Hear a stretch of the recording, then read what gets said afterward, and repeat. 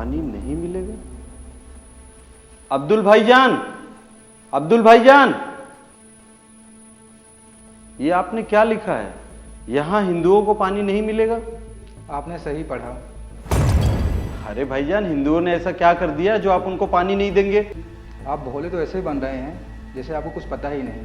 संसद भवन में हम मुसलमानों के खिलाफ बिल पारित हुआ। आप लोग बोलते हैं ना हिंदू मुस्लिम भाई भाई।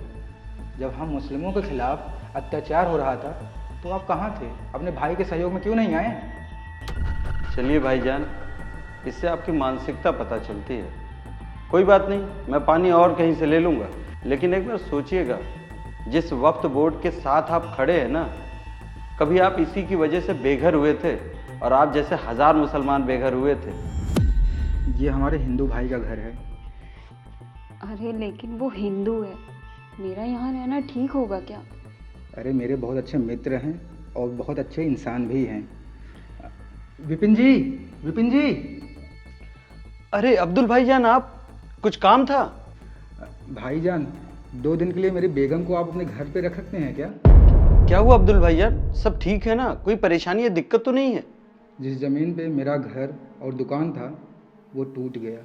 हम बेघर हो गए हैं। लेकिन वो जमीन तो वक्फ बोर्ड की है ना। आप जैसे गरीब मुसलमानों के लिए तो वो जमीन है। ऐसा क्या हो गया, क्यों बेघर कर दिया? ऐसा आपको लगता है, लेकिन वक्फ बोर्ड के जो ऊपर बैठे हुए लोग हैं उनको ऐसा नहीं लगता। वक्फ बोर्ड वाले वो ज़मीन मॉल वाले दे दिए। अब वहाँ शॉपिंग मॉल बनेगा। उन्होंने हम जैसे गरीब मुसलमानों के बारे में नहीं सोचा। वो तो हम जैसे गरीब मजलूम मुसलमानों के आंसुओं के बारे में भी नहीं सोचे। भाईजान, आप बिल्कुल परेशान मत होइएगा।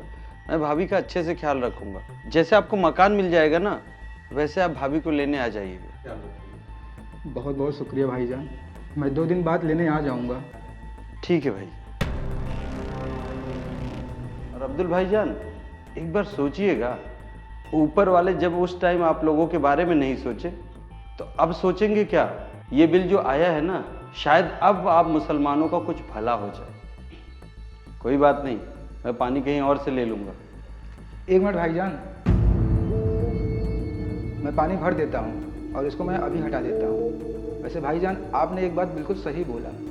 ये जो बिल है हम मुसलमानों के हित के बारे में ही है।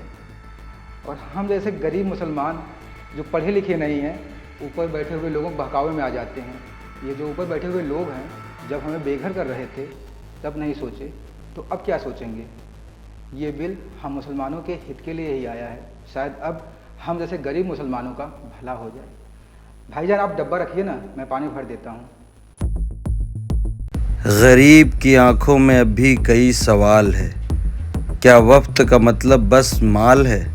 वो ज़मीनें थी इबादत के वास्ते, ना कि बिकने को सियासत के रास्ते।